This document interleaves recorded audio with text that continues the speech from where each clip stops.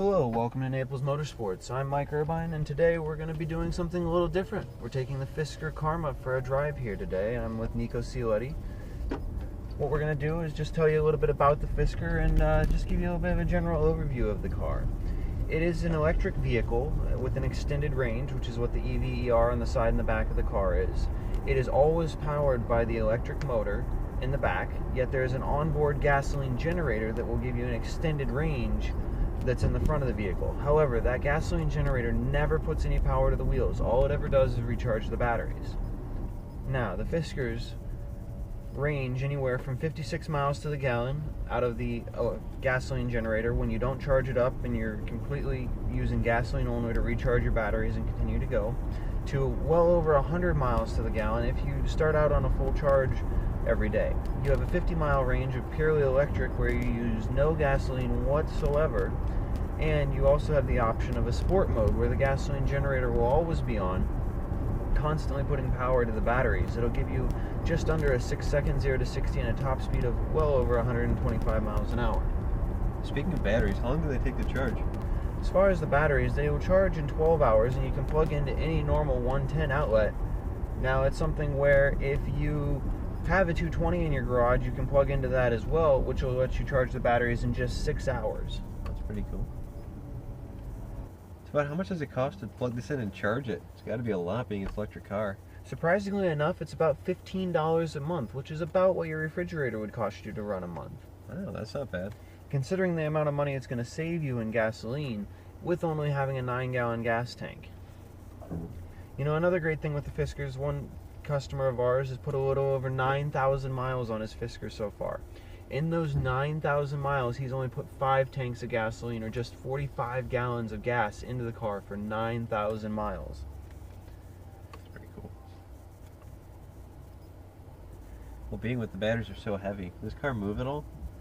Yes, it is a very quick car. Being that it's an electric engine, it has instantaneous torque. When you hit the gas, all 980 foot-pounds of torque are automatically there. You don't have to wait for the engine RPMs to come up before you get the full power out of the engine. It is just under a 5-second 0 to 60 in sport, or just under a 6-second 0 to 60 in sport mode, and a top speed of over 125. Now, when you're in stealth, it's purely electric. You're right around a 9-second 0 to 60 with a top speed of 90 miles an hour. However, that is something where there's incredible amounts of torque throughout that 9-second 0 to 60, and if you're driving in normal stealth mode, you have no issues with passing power whatsoever. Another thing with the battery weight is it's down the center of the car where all the batteries are stored, and very low to the ground, which keeps a very low center of gravity and allows for you to have very good turning as well as handling. This car is a very wide stance as well and has virtually no body roll in the turns. I like the design feature on the inside. What's up with the wood? The wood's all reclaimed wood in this car. It's brought up from the bottom of Lake Michigan. It's from trees that fell of natural causes or trees that burned down in the fires in California. Fisker is very environmentally friendly, and this is the EcoSport model, which is their middle model. The difference in the EcoSport and the EcoChic, which is the top of the line, is the interior. This has a mixture of leather and suede, whereas the EcoChic model is all man-made materials on the inside. No animals were harmed whatsoever with that vehicle. Now, they also have little fossilized leaves in the glass and the doors and the center console of the car here in the EcoChic model. The EcoSport, you have the open glass with a blue tinge to it. Just gives it a very nice aesthetic appeal. Nice. I noticed the paint on this car is an amazing metallic flake to it. What's in it? There's a recycled glass that's sprayed in with the metallic that gives the paint the metallic finish with this car. It's unlike any other automotive manufacturer's paint that's on the market here currently. It's a very politically correct car for the green market. That it is.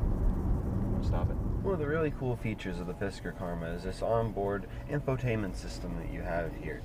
This allows you, it's a touchscreen that allows you to adjust your climate control, which is a dual zone climate control you can touch on either side here. It's a fully automatic climate control as well. It allows you to also go through your radio, which has AM/FM, satellite, USB, Bluetooth audio connection so you can wirelessly sync your music with the car, and auxiliary input. Now, as with any other vehicle, it does allow you to adjust the settings for the radio as well. It has a great sound system. It has the neat band wavelengths here going across, which I think is a neat little touch that it adds. You also can Bluetooth sync your phone so you can make wireless calls, hands-free calls while you're driving. It has a navigation, which is an easy to use navigation here, lets you put in your current position, and it'll stay with you with where you're going. And finally, you get down here to the system, which allows you to do a diagnostics for everything on the car, adjust any of the settings, such as your power fold mirrors, your exterior lights, how long they stay on and after. The solar energy, it'll let you know how much solar energy you've collected throughout the day or the time in using the car here.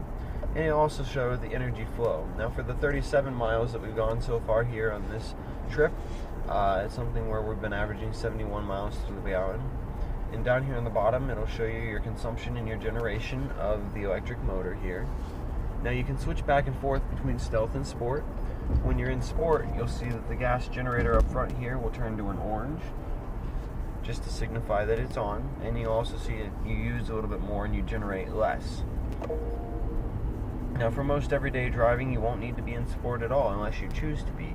You can go around in sport or in stealth and have plenty of power to get around, plenty of passing power, and be using no gasoline whatsoever.